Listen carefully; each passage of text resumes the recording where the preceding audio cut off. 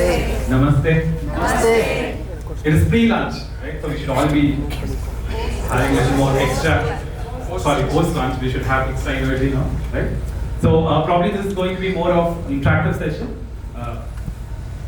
Just 2 or 3 slides which I will share like what exactly I have experienced preparing this. Probably this concept is not new. In any of your hospitals, probably for even eye care, it is not new. Sometimes we have implemented or it was already existing in our system with a different name or tag, which we were not able to tailor make it or just understand this is the concept what we have already developed and it is a practice.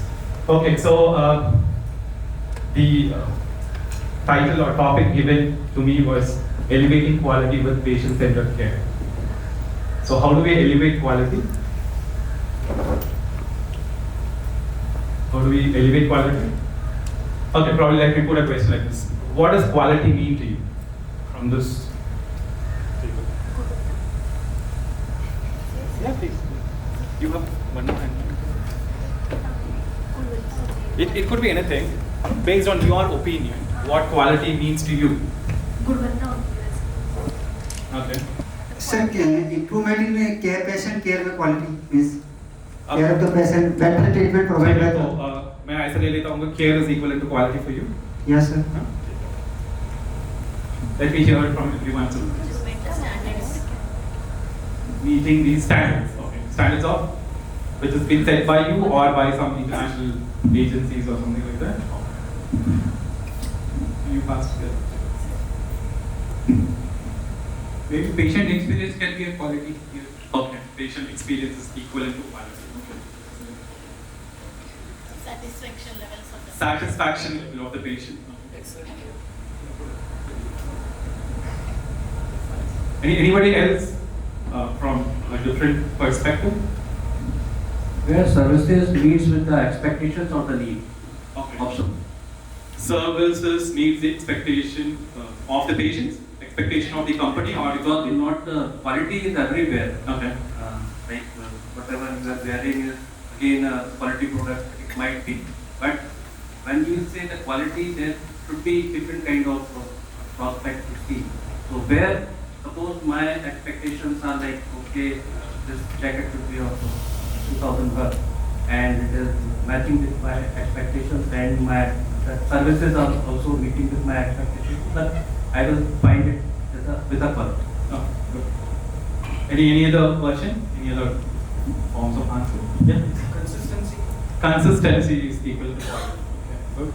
work is like whether it's done or Please, not, madam. 100%. Please sit, please. When it's measured in terms of abstract sense, then quality. Okay. Which is you are saying quality is equal to measurable units, something in measures. Yes. Oh. Quality from the down to the measures. So what is the conclusion we are deriving from? Quality is equal to difference in what the person is looking upon, right? So quality is never standard thing. Probably quality for me differs. Probably for this particular team, quality differs, right? So the same thing happens with the patient also. Probably as organization, as healthcare providers, as doctors, as nurses, as administrators, we may be telling my unit is performing great, probably in numbers or probably the services, probably the feedbacks what I have received. But there are areas where patients feel the quality is not up to the mark. Probably it has to be improved or needs improvement, right? So quality can never be equated with something because quality is dynamic. Quality is on a continuum. We cannot stick or we cannot say quality is something which is going to be stopped here. No, quality is always on a move, right? So when we say quality is on a move, the same thing happens with the patient. The expectations start building up, right? So probably the same patient who came visited us last time in OPD and the patient coming to an inpatient department for the next following weeks, he may not expect the same quality, right? He may be having a compromise or he was okay with the OPD services, but he may not be okay with the inpatient services, right? So every bit and piece of patient experience or patient what he needs or she needs in the hospital is equated with the quality of the organization. So today we will be just talking something about We know, I'm sure that you're all from a different units, and on your own units you have your own quality standards built up based on the patient expectations or based on the patient experiences. So now, quality, we're not talking about something called as customer satisfaction or patient satisfaction. Those days have gone now because we have so much of competition. Because I come from a corporate sector, so for us, we always look into something called as competitors, than looking into what we actually are developing or what we are delivering it. Our deliverables are equivalent to the competing hospital, what they are doing, right? So we are actually on a race, matching with the needs of the community, along with also equating with the opposite or competitor hospital, what they are delivering. So our deliverables keep on changing, the expectation of the management keeps changing, so quality team keeps pushing it, consultants keeps pushing it, as well, the nursing team or the support service. Everyone keeps pushing up their bar, right? So the concept of experience is now changing slowly, and the concept of delight. So probably for Sankara, our delight or the experience may be great, but now we have to look into how we are going to convert this experiences or satisfaction into delight, creating that wow experience. Probably we are a trust hospital, it's okay, we will have a little bit here and there of compromise, but even when a patient visits a trust hospital, it's more important that they feel wow, right? But they compare the other hospitals too, right? So probably there are lots of private organizations even, when we take the eye care sectors, there are lots of other known hospitals, so they are equating with this, right? Okay, so how are we going to build that? With the help of two beautiful concepts, which is already available or existing, but which we haven't thought of. That is called as PREM and PROM. Okay. So what this PREM stands for, what does this PROM do? We will just have a discussion, and we will also have an elaborate work. So me personally being a nurse, so I always have felt love for this particular quote by Florence Nightingale. She always have quoted this in her entire journey of being a nurse or whatever she did in her thing. The very first requirement in a hospital is that it should do sick no harm. So it is very, very clear to us. So when a patient comes thinking that this is the organization where my life is going to change, right? Probably it could be eye care, probably I come from a cancer care chain of hospitals. So for us, we know the end of a patient, definitely, when a patient comes to us, but still we give hope in patient, at least striving to, pull the patient's life, improve the quality of living of a patient. Probably a patient is coming to us with stage 3 or 4, or at least, equating or involving them in the other activities of, say about betterment or improvement, rehabilitation, so whatever you call it, right? So, why do patients come to us? The first question is this. Why do you think patient should reach Sankara? Let me start from the table. Yes, so why do you think? Is it a mixed group, or you're all from the same unit? It's a mixed group? Okay. Why do you think patient should come in search of Sankara? If he is sick, he has Quality of service. Okay. Quality of service. Okay. Satisfaction. Excellence. Reputation. Okay. Anything else? Ethics. Fantastic. Anything else?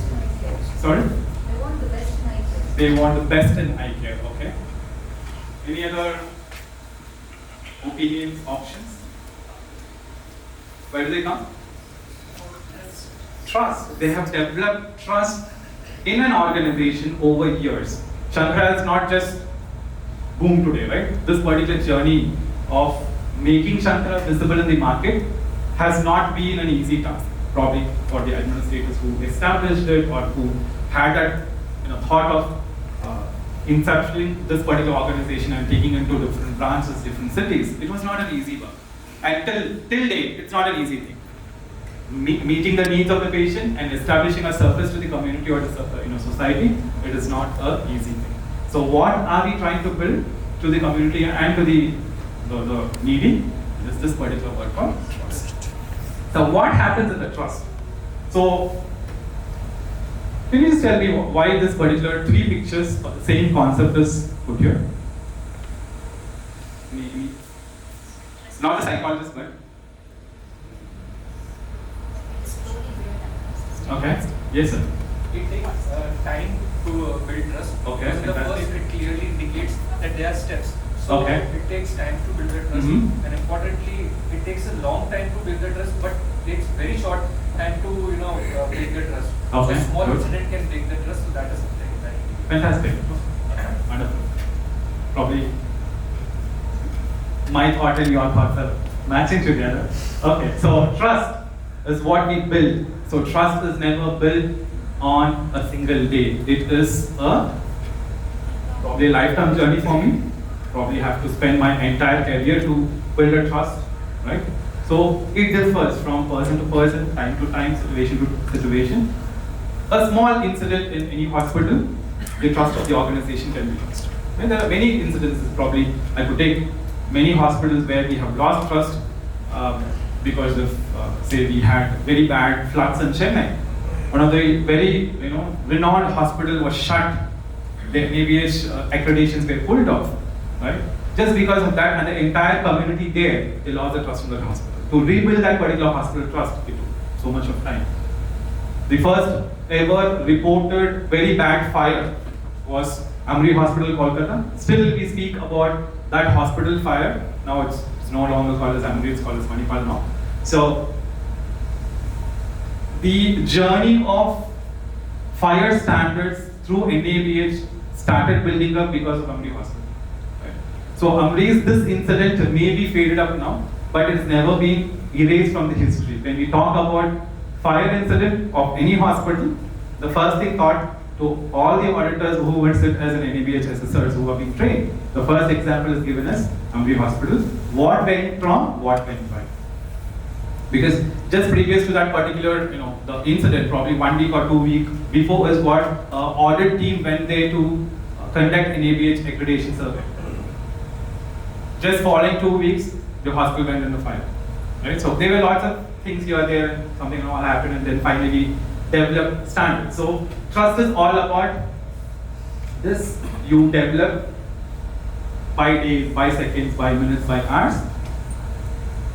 If you as an individual in the organization is not taking care to maintain the trust which has been developed by the patient on you, your trust is going to be what? Gone. Right? Just a simple incident is more than sufficient. Okay. So how do we do that? It's to elevate. How do we elevate, or how are we going to build this trust? More importantly, this particular 6 domains. Probably I don't know whether the picture, the letters are clear, so I'll just read it. Domain 1, we speak about contribute to a culture of patient safety. So first important thing, something called as patient safety culture. Right? So do you all know what is this year's theme of patient safety? I care at work. Sorry? Something at the workplace. At workplace, okay. When did we have this patient safety? Day celebrated? Month, week, something? 17 September. Sorry? 17 September. 17th September, okay. So what was the theme? Who was making this patient safety day celebration as a not mandate? Who has brought in this culture of making this celebration? Which organization or which agency? Kaho is it? Oh, nice. Nice, I'm happy to hear we people are associated with Kaho. Yeah, Kaho is doing a lot of things. It's a part of or a wing of what do you call it? Same mind people connected there in that particular organization. They're putting up a lot of other people who are also having the same thought and establishing quality. So I'm happy that at least Kaho has reached this much. So WHO was the one who introduced this concept of patient safety first, okay? And every year we celebrate this Patient Safety Day on September 17th, and this year is to elevate the voice of patient. That's the theme. So all these years, so many years, we were having different titles or themes created, and we were just trying to create an impact. But what probably very late WHO thought the voice of patients never heard. Right? We all should agree. Yes? No? As administrators, as doctors, as nurses, as the hospital healthcare providers, we should agree. Some or the other time, we do not hear the patient's voice. You all agree with me? Yes. We should put our hands on our heart and then tell, yes, we have done. We have done. We are doing also. Because there are two things. Being an administrator, running an organization, running a hospital is not an easy task in today's world. There are lots of things which happens behind screen, under table. There are lots of things. So to run an organization is not easy. To satisfy every patient's demand and need is not easy. So somewhere patient's expectation or his voice is never heard, or though it is heard, it is not listened properly. There is a difference, a lot of difference between hearing and listening, right? Hearing is just an activity of your ear. Listening is, it teaches here. So most of the time we don't listen, we hear. So hearing it becomes, goes up, thinking that, okay, this is the protocol, let's buy the protocol. But that voice of a patient was very important for him, was a requirement of him, but we haven't done, right? So what we do here, so let us just put it into a bigger basket called as patient safety culture. So thinking of what are all the concepts of patient safety to be included, we will put there, and so that we are able to elevate the trust of the customer, what they develop, right? Or what they are developed, or what they are going to develop in future. Work in teams. This happens in every organization. You all have people working in silos. You all agree? How many for this? How many for this? How many for this? We all have to. There are people who work on silos. Despite doing so much of team building activity, but still what will happen? There will be separate island working, right?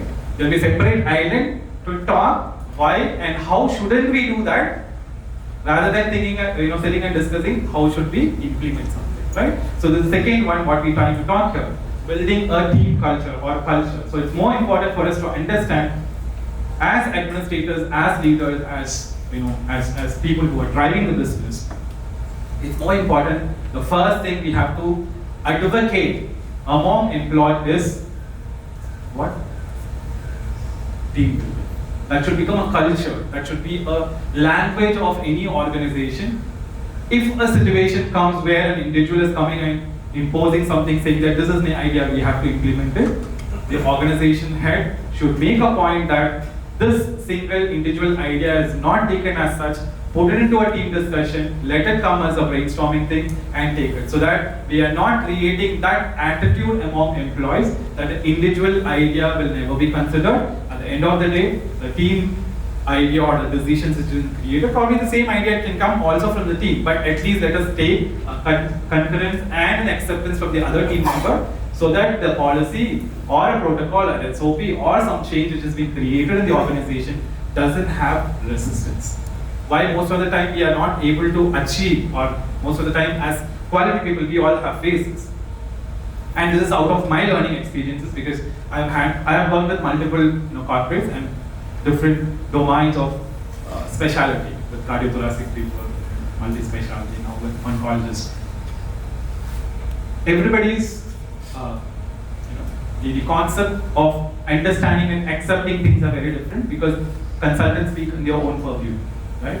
So the first problem we get is implementing something and getting vetted and accepted by the consultant team for the patient care, probably. Let's take it that way. So when we work individually like that, as a quality person, as an administrator, I'm trying to push something, it goes from my table, from a desk, saying that from the Department of Quality, it gets signed and it's been approved by CEO of the organization, it goes. None of the consultants are ready to buy the title.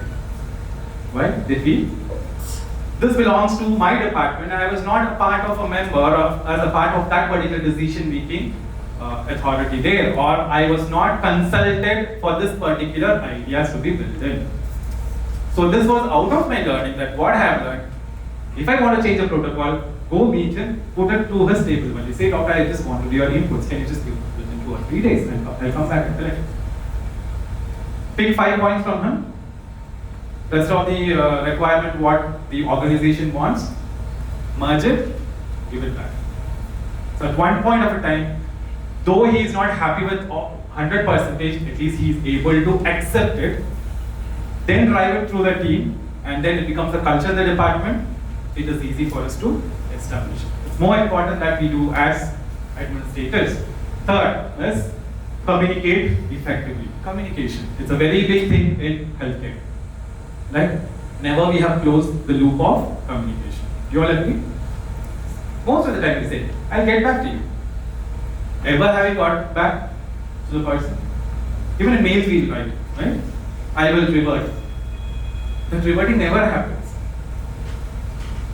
We will be discussing, hell lot of things in mails to the same person, but this revert has never gone to them. And what happened to that particular communication, what we have made?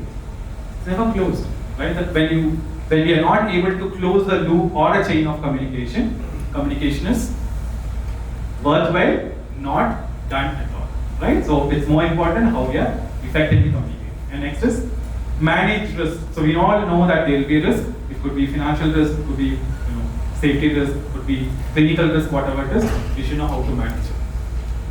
It's very important we look into that also. Next, optimize human environmental factors. Not all our figures are same, equal, same in size, right? Same way when we are in an organization, we cannot expect my team member to be working as I want. Right? There will be difference of opinion, we have to. Nor my family member accept what I wanted to do at home, right? They say you don't have better job, please give up. My parents don't accept, right? So, how do we accept someone, an external member who has just been my team member to accept whatever I'm trying to tell? When my parents don't accept, when my siblings don't accept, when my wife, when my husband, when my kid itself is telling, okay, you don't have any work, please do. Right? When my own blood is not ready to accept it, what I am trying to say, do you expect my colleagues to, accept whatever I tell? It's not possible, right? So it's more important that we look into this human environmental factor, plays very, very important role in the whole concept of our healthcare. And next is recognize, respond, disclose adverse event. How many of us report adverse event in a hospital? Yeah, good. One hand from behind. This is equivalent to not half. I just report what not documented somewhere. Something like that? Okay. As probably it is easy for me to tell as a quality person, I guess Geeta will also agree with that. We keep telling, please report. But sometimes it is not taken in a way it has to be taken, right? Probably say, for example, there was one major incident which happened, wrong eye surgery done, performed. We have lots of black and white, something written, marking that is again reconfirming identification of band, reports, also. So much series of SOPs have been created. I want to report this. What happens to me? Say probably I was a person who was done that error. I wanted a report, but Geeta is my boss. What does she do? She'll say, okay, raise an incident. I have raised it. Then what happens? This goes with the discussion. Probably I don't have that particular trust on my boss that she is going to handle this issue in a smoother way, or will I be out of the organization? Right? This happens with us. This happens with every organization. It's not only about, I'm trying to talk about Sankara, it is, Geeta's name was just taken like that. Take it like. So it's very important that what is the culture we have created? Error reporting culture. How have we created? So very few organizations, we all talk, great things when we speak, in patient safety day. Lots of talks happen on stage when a mic is being given to them. But what happens on practical ground? Are we appreciated? I have been with almost out of my 17 years of career as a nurse and a healthcare professional in quality to administration. I've been with 5 major organizations. out of which only one organization is appreciated for error reporting culture. We have the highest of award on the Nurses' Day celebrations. What we do till then, it was like Florence Nightingale award was the topmost with a high price what we gave. A new management took over and they brought a good. They are basically from Singapore and then they want to create this culture here, error reporting culture. The topmost prize amount given for a nurse who reported error in the entire year was 2.5 lakhs. Okay, it was introduced, and for the first year, okay, we had very few nurses coming and reporting on those things. So it was just told, and usually it happens, right? Employees don't trust the management because management keeps telling something and then they say कि ऐसा बोला था, okay, fine, हो गया, फिर देखेंगे next year. अभी business कम चल रहा है, all these reasons ये वाले. So people didn't even have trust on the management, so there were less amount of reports, and out of which we had to nominate one male nurse who had done almost around 13 errors reported. So we had to give him this prize amount. Okay. That was just a click-off thing. The next year, we really had to see how many nurses have reported errors. This was one good thing what that particular organization is still doing it. I've been associated, after that I've been associated with 2 or 3, this is my third organization after that. But still when I connect to the team there, they still say this particular thing has brought enough, we have come very far. They have even, reported on consultants that this particular doctor had done a wrong surgery. Right? So that is a trust what an organization has developed, and that is what a error reporting culture is all about. So it's more important that I'm not talking about introduce something around 2.5 lakhs, but a small appreciation whenever error is being reported and handling them more, in an easy way. I don't know how many are from Tamil Nadu. In Tamil there is a word called Tappu and Tavaru, okay? A beautiful words which clearly explains error and mistake. What is the difference in error and a mistake? What is the error? What is mistake? Anybody? We all use these words, right? Mistake, English vocabulary is there. Mistake is there, error is also there. What is the difference between error and a mistake? One is intentional. Which is intentional? Error is unintentional. Error is unintentional. So mistake is like I say, okay, I want to do a mistake today in patient, so I do Repeated action. something like that. Mistake is a repeated action. Okay. So error is one type. Mistake and errors. Error is a broad term. Sorry. Error is a broad term. Okay. Mistake is like which has some implications to that error. Error can also have implication. Okay. Error is unknowingly doing something. Mistake is doing the same thing, knowing we are doing it. Say probably for example. Okay, probably I put it like this. Repeated error is called as mistake. I'm a nurse, I'm supposed to, let me take in your language, I'm supposed to apply some drops, administer drops to a patient. So basic standard protocol is wash your hands, do not contaminate the patient thing, see that you open the eyelids and put it onto inner canvas, right? This is what we have been taught. If my nurse, somebody goes on ground, the consultant is on ground and ICN is on ground and they find that the hands are not washed and the nurse is trying to, kind of harbor organism inside the operated eye. You give a warning and the nurse comes and says, sorry, I forgot something like that. That is an error. The same nurse, in a given situation, 2-3 situations, she is repeatedly doing the same error, which means what? Not washing hand was the error which was found first. And doing the same error repeatedly, that is called as mistake. Right? So it's more important that what type of a culture we are encouraging in an organization, whether it is a mistake or whether it is an error culture. Okay, so whatever it is, try to do. Coming down to this. So PREM and PROM or PREM also can be considered, right? So why do we want this? We all know this is just a statistical thing. WHO September 11, 23, they say 11 high top errors which happens in the organization, right? With all the implication also, they say medication error. 1 out of 30 patients in any given hospital is getting, or there isn't medication error. It can be, in medication error is a broad term, right? We are trying to talk about the 4 broken up errors in that. Prescription error, transcription error, dispensing error, and administration errors, in which again you want to break it. Again you say prescription error leading to transcription error leading to dispensing error leading to administration errors. Okay, so they say we should know how or whatever healthcare system we are all in, that if we say 1 out of 30 patients, every 29th patient or every 30th patient is going to have an error because of medication, then when we become patients, we should be very careful and cautious, right? Surgical errors, 10% of preventable errors, they say.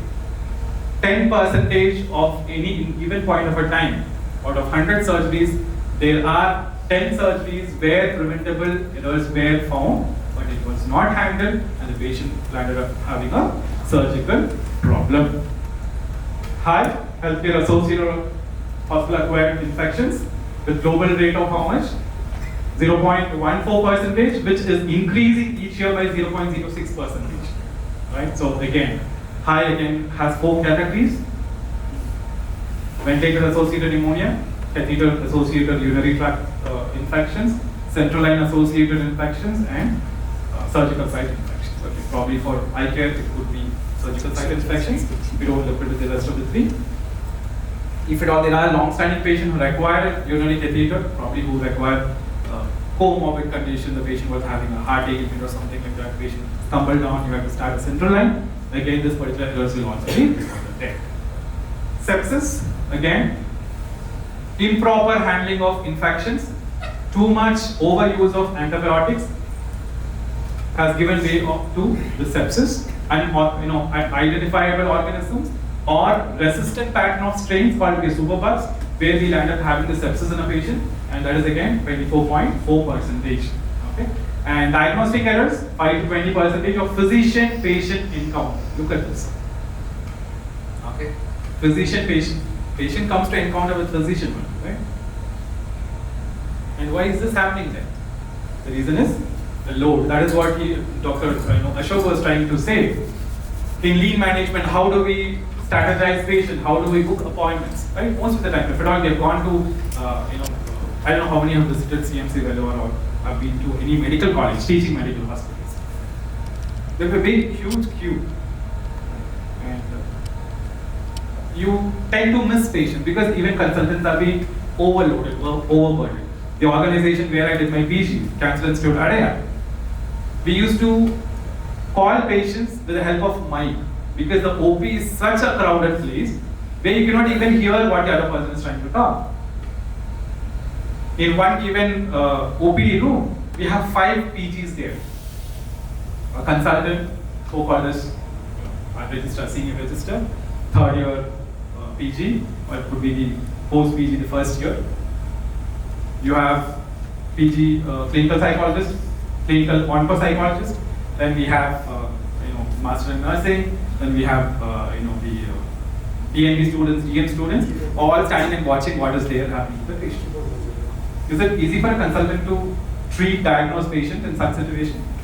All watching consultant's face, okay, what is he going to do now? Nor a patient is ready to expose, right? Because there's something called privacy. Nor patient is ready to tell whatever the history has happened to the patient. Nor the consultant is also ready. What happens there? It's just like a butcher shop. How? Chop karo, patient. How? Chop. This is what happens. So that is the reason why this also happens. Patient fall, 3 to 5 per 1,000 patient days or bed days. Trophophlebitis, giving a harsh chemicals to veins. Again, that is there. So they say 1/3, okay, or 1/3 of the complications because of that. Pressure ulcers or hospital-acquired injuries leading to long stay in the patient. That is again a problem. Unsafe transfusion practices, not matching, giving a wrong blood group and all those things. Patient misidentification, very, very common among every hospitals. And in my hospitals, this patient identification is becoming a big problem. Great Tandava has been completed and now I've found some strategies to do it, but still my projects are happening. And this year, my CEO has fixed a KRA for me to see that my identification errors comes down so that my rating of bell curve, whatever curve for my performance appraisal is marked. Because we have done so much, but still it is happening. So I don't know. Somewhere we are lacking, but we are just still on a work mode to understand where we are failing in identifying patient correctly. Unsafe injection practices. Okay, so these are the basic reported things. So now we have understood these are the things. Now how do we know, or what are the preventable issues? How can we do prevention in this? How do we prevent all these errors, all these listed errors? How do we prevent? How do we prevent? No prevention. Prevention is with the help of this prevention. That is why we wanted this PREM and PROMs. What is PREM? Okay, we didn't speak about the expansion of PREM, right? Okay. What is PREM? Patient reported experience measure or measurement. Okay. What is PROM? Patient reported outcome measures. Okay. So this is what I was trying to talk to you earlier. This PREM, so-called as patient reported experience measure, we are doing it. You all have in our own units. New units you all have. What is this? Sorry? Feedback system. We are already having. But only thing is, how many of those feedbacks have been handled in the right way? How many of our feedbacks have we developed kappa? You all develop kappa for all the feedbacks which you receive? Or just be happy with how many positive came? Last month, so 100 positive. This month it is 200. Great, you have done a great job. Now the system in quality has changed. We're not going to be happy with what was right, but we're looking into what went wrong. Okay? So what went right has taken its time out. Now it's all about what went wrong. Right? We are not happy with right now. We are just going to be happy with what went wrong. Let us be happy for what went wrong. The reason is, you've got a chance to identify, diagnose, dissect, and close the problem there. So every error, every report, what you are getting, you should be happy as an administrator, as a leader, saying that, yeah, my team is bringing up some problem which was all hidden all these days. Now I'm getting a chance to close that particular problem. Rather than shouting at the person and throwing it out. No, nothing is going to work. The next time we are not going to correct the system at all. Right? So that's what we are trying to tell you. So outcome of pre and pro is equal to development of measures, right? RC and kappa, root cause analysis, and whatever tools you want to use. We have an expert who teach you 7 quality tools. So how do we develop the measure? That is more important, right? So to define, there are lots of definitions given by different bodies. So this is simplest definition what I found. So patient reported outcome measures is defined as any report of the status of the patient health condition that comes directly from the patient, right? Without interpretation of patient's response by clinician. A clinician may say, post-surgery, you will have, what do you call it, tearing. You will have itching sensation. This usually is an advice post-cataract, right? Your sutures may itch, it may have an itching sensation. You may have for 7 days. This is the clinician's outcome or purview of looking into. A patient comes with the same itching after 2 weeks' time, 14 days, 17 days, 20 days. Should we consider clinician's feedback or should we consider patient's feedback? There also the clinicians may say that yeah, patient is diabetic, probably healing is delayed.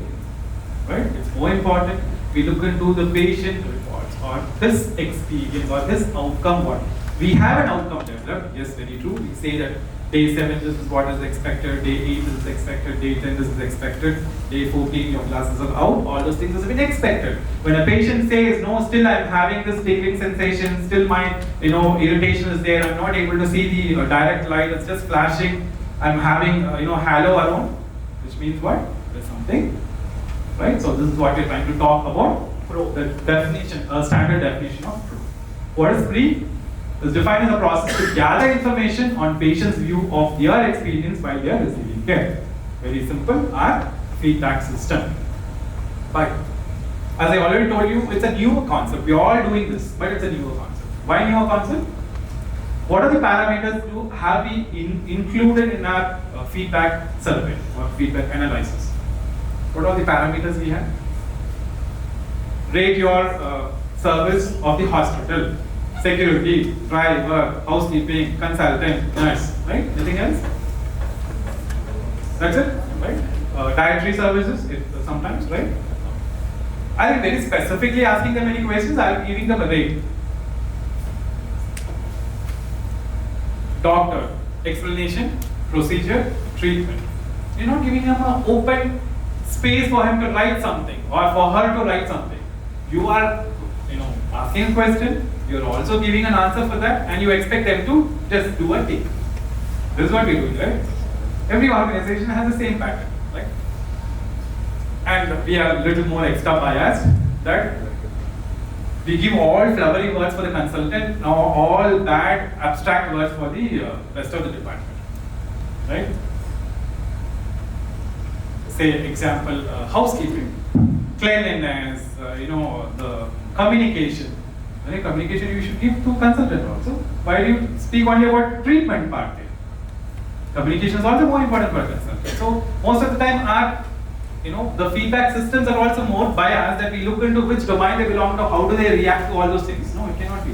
You have a uniform, outcome or an experience from the patient so that we are able to correct those areas. Okay. So let's look into this. So what are the best uses of this particular PROM and PREM? The first is to elevate or to evaluate the implementation of care. First thing to know whether my doctor, my nurse, my attendant, my therapist have done that particular work properly. Second is to identify the areas of improvement. If this is not done properly, areas of development, and to develop a CAPA, right? So these are the three prime areas. Along with that, we also look into something called developing protocols, enhancing communication, and document. So why this is just put into a different thing is, these are the major most culprits who are sitting, which is having or which is creating an entire trouble to the system. Probably my consultant is told, is not documented. My consultant is told tomorrow there is a surgery, he is not taking a consent, he is not obtaining a consent. The consent didn't have so-called as a pillar of consent. What are the pillars of consent? In consent we have three pillars, very important pillars. What are those? You know consent, right? Informed consent, right? So during procedure. What are the three basic pillars of a consent? Signature of the patient. Okay. Signature of the doctor. Okay. And the signature of the that is next of kin of the patient. Okay. Anything else? Local language. Local language, okay. Specific means Specific meaning? Specific Specific to the surgeries, okay, excellent. Anything else? the person who is counseling. Person who's counseling, okay. So that definitely should be a doctor. So Other options and complications. basic, we all do everything in consent, but we forget to say benefit, risks, and alternatives. Are we given a chance to the patient to understand this? So that is to say, nowadays it has made more mandate through NABH because they keep on telling, nobody's listening. Now NABH came into force saying that if the concern is not like this, we'll give NCM. Right? At least you have to develop something and say, they should give this first clearly jotted out if you are going to undergo cataract. These will all be the risks which is associated. Right? A patient comes, what do we counsel? Or what do we counsel a patient saying that? Yeah, you will get two different types of lenses. One is international, one is Indian made. This cost, that cost. You have international lenses. You will directly see kids. If you are having Indian lenses, you will be able to see only Aishwarya, right? This is what we say, and we mark it and finish. Okay. Never we have told there will be a loss of eye or loss of vision. Have you ever told that to a patient? We have told though, but they have never documented. So tomorrow what happens to a patient? He loses his vision, he comes and sues you, saying that he was not told at all to me. My neighbor did, my father did, my mother did. Those days she was able to have a very good sight at up to 120 years. She died seeing me. She died my beautiful face and she closed her eyes. But I am just 30. It didn't happen. The reason is why? right? So more important three basic pillars of the consult is risk, benefits, and alternatives. Okay, so that's why it is being told. Okay, so from where do you find now the question comes is, okay, you're trying to talk about PROM and PREM. How do you get it? We don't have an idea at all. For eye care, we don't even have anything, right? We haven't developed anything. So basically, these are the sources from where you can get a validated tools which is already available. But I was just trying to do little exercise to find whether I can match something for eye care setup. Eye care setup, I guess, none of the hospitals, even international people have not created anything because I searched as possible access I had to. I couldn't find. Probably if you guys are ready to prepare one, please publish it so your organization may be the first of its kind to who is going to implement this and develop it too. So these are the other organizations or the bodies which already have. Probably we can also take some ideas from there and tailor make our own PREMs and PROMs.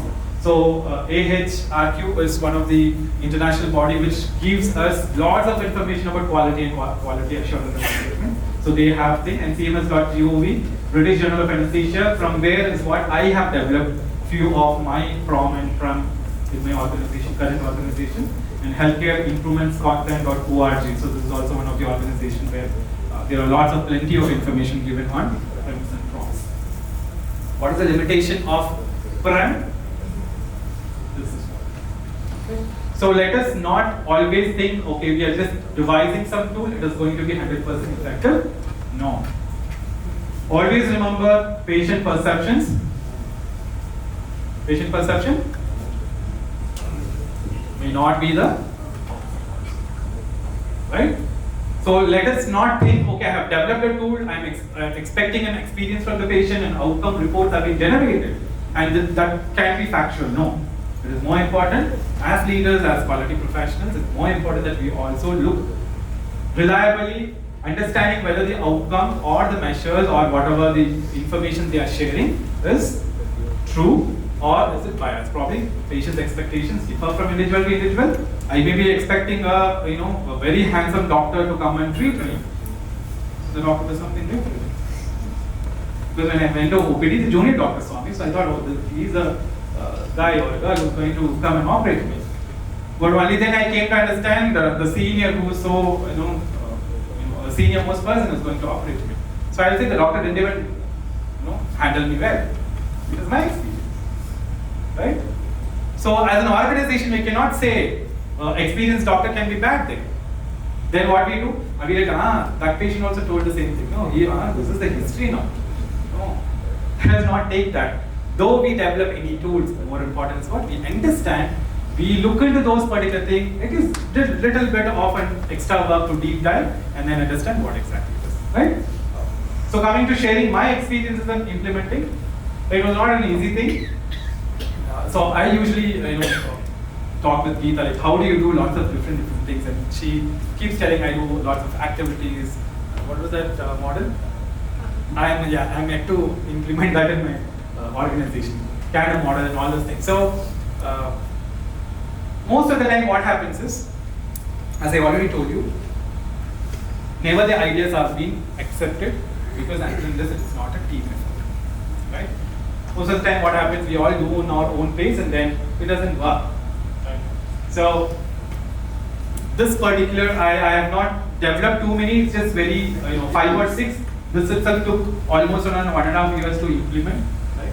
So, catching hold of these fellows, catching hold of consultants first, that was very important for me.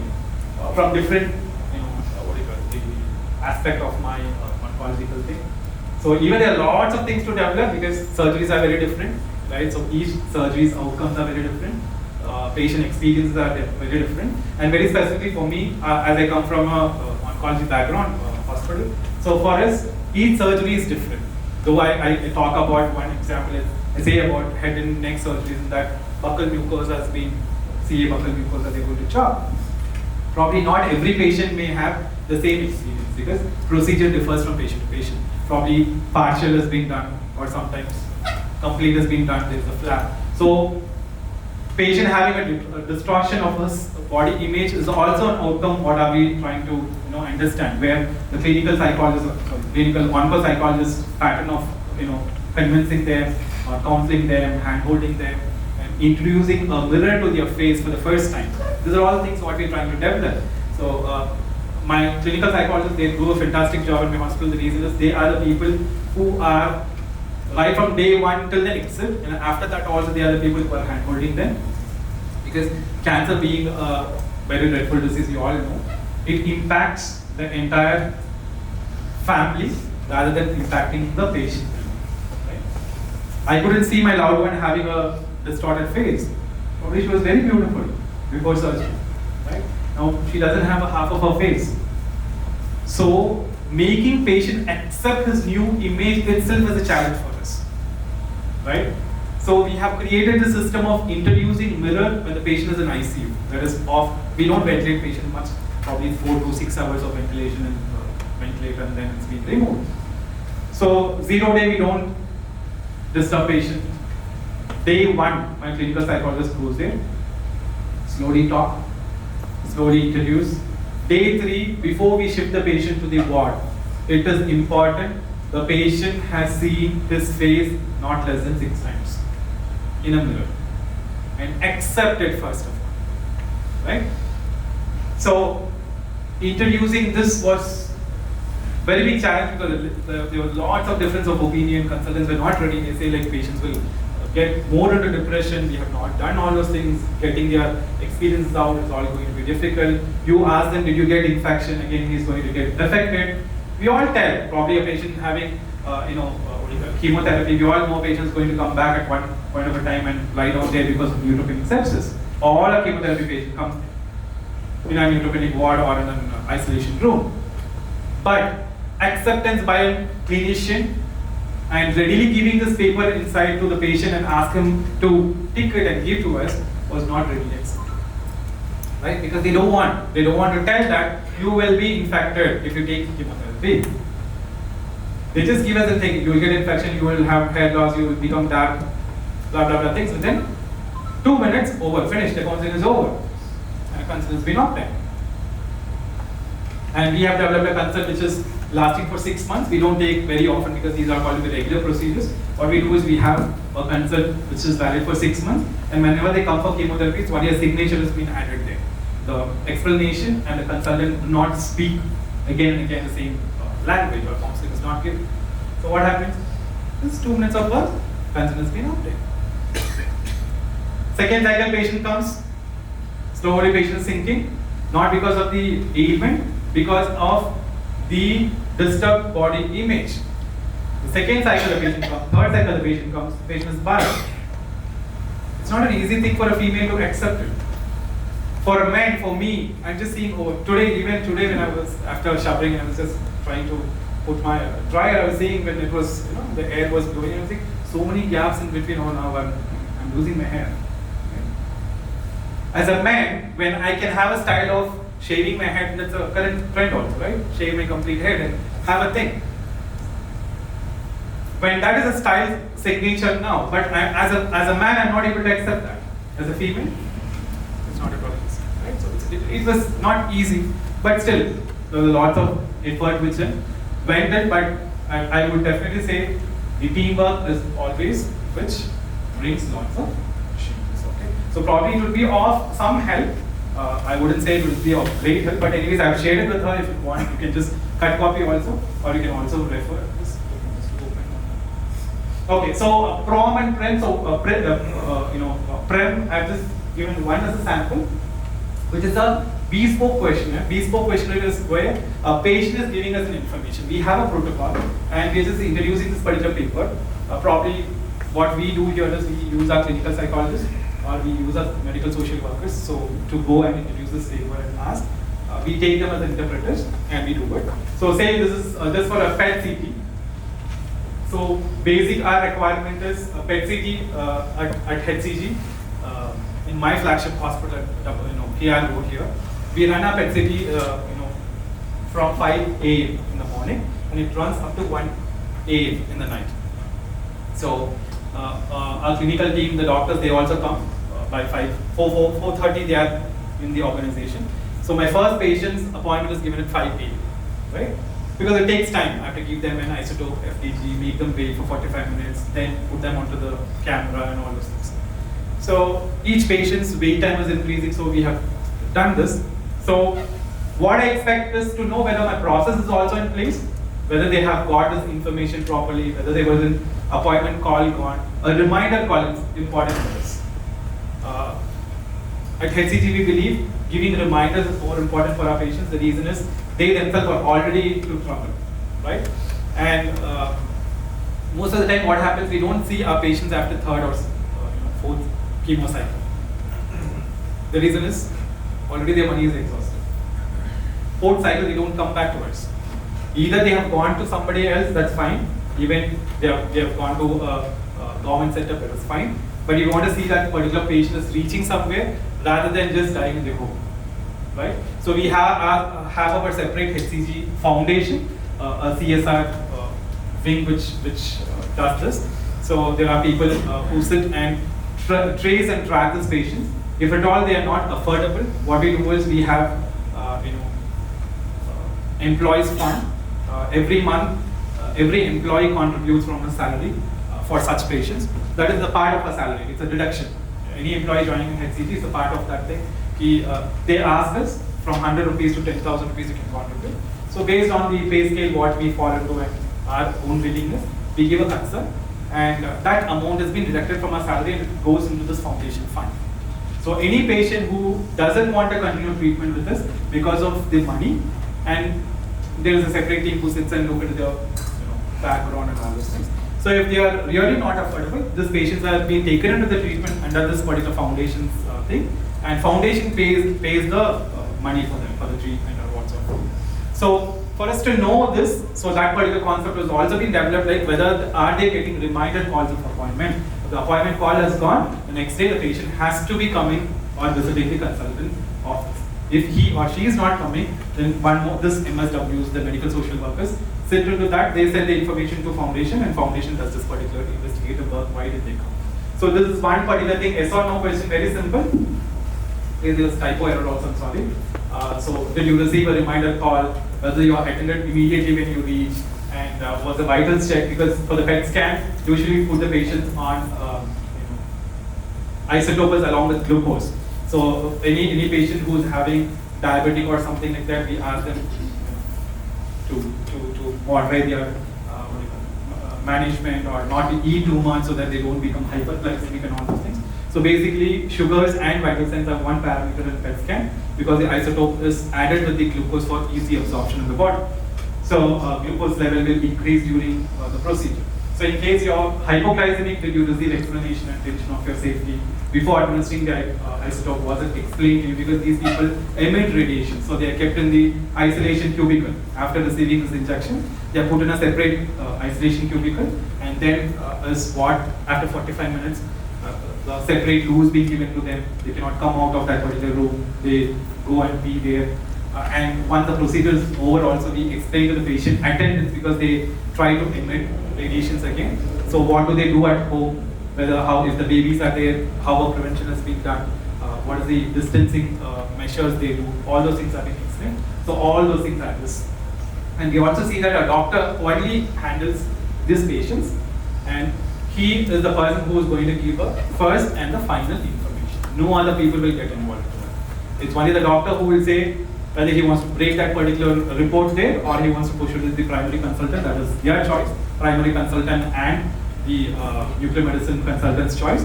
But the investigation report will be broken only by the consultant, not by anybody else. Okay. So this is one thing of PREM. It's just again an experience thing, right? So outcome is what we are expecting out of a procedure, right? Go to the next thing. Okay, this is just an a questionnaire of the outcome which talks about mobility, self-care. So we just asked the patient to tick, right, whether this particular mobility was okay.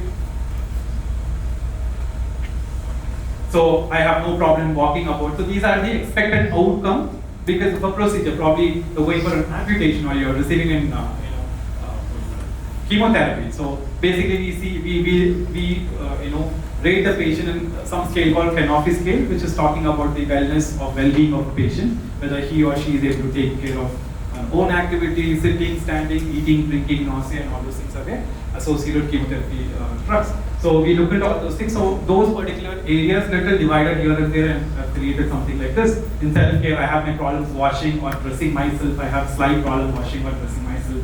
I have moderate problems. So something like that. So which will give us what is expected out of it, what is not expected. Why this has been created? Because for us to understand the tumor volume and the chemotherapy what my consultant has selected. Probably not every patient will have or require the same amount of chemotherapy, because chemotherapies are basically calculated based on patient's body weight. BSA we call it as body surface area and BMI mass index. So this particular thing changes during every cycle of chemotherapy. The first time, say example, the patient has received 300 mg, the next cycle the patient will not receive the same, because first cycle patient will develop nausea, he will pour out, urge out, patient will not even eat. The next time when he comes for the cycle, 100% sure he will be losing 2 to 3 kilos.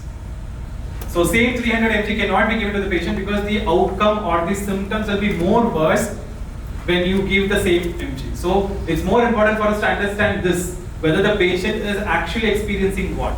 Because we have a separate dietetic team who gives this advice, the thing is being given, the patient is inside, they call up, they give the menu plan every day, they ask if this particular diet is suiting well or not, or the patient is having vomiting, again dietitian gives something different. Okay, so this is an ongoing process at an oncology center, but still we have to understand each patients are different and it's been treated.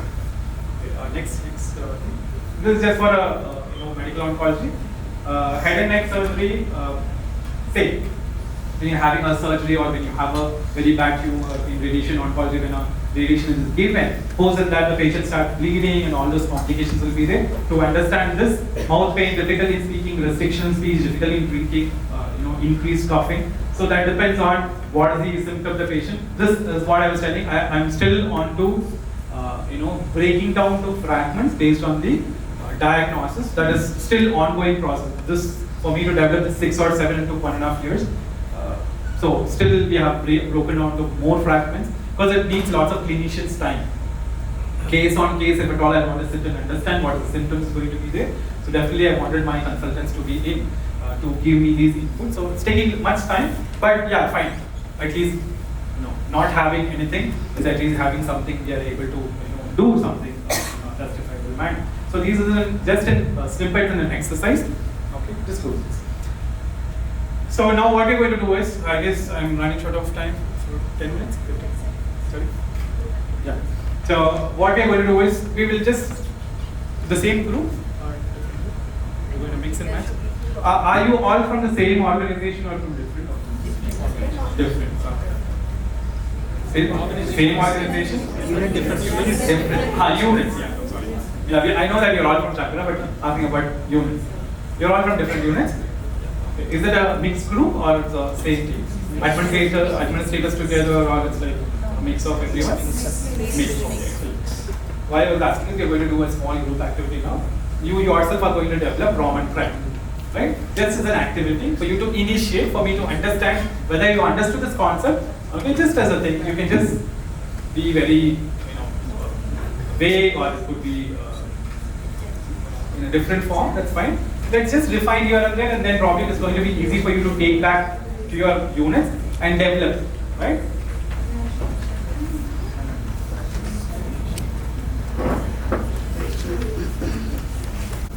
Will develop PROM. Okay? PROM, not PREM, PROM 1 and 3. You will develop PROM on cataract procedure. Patients reported outcome measures, right, on cataract. Okay, 2 and 4, you will develop PREM, experience measures for refractive surgeries. Any one refractive surgery, right? 2 and 4. So 5 again, you will develop PROM.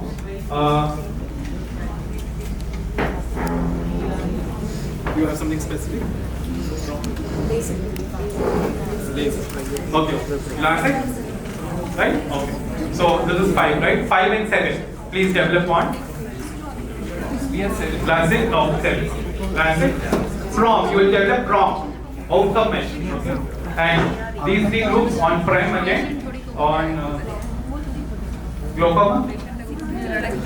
You do a higher.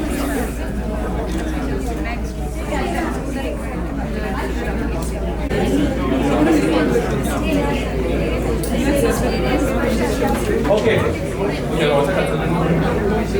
Okay. Is there anything? Only one is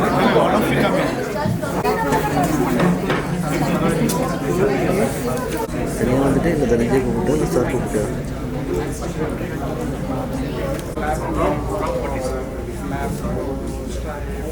Yeah, this is general, the experience. Yes. Yeah. So, like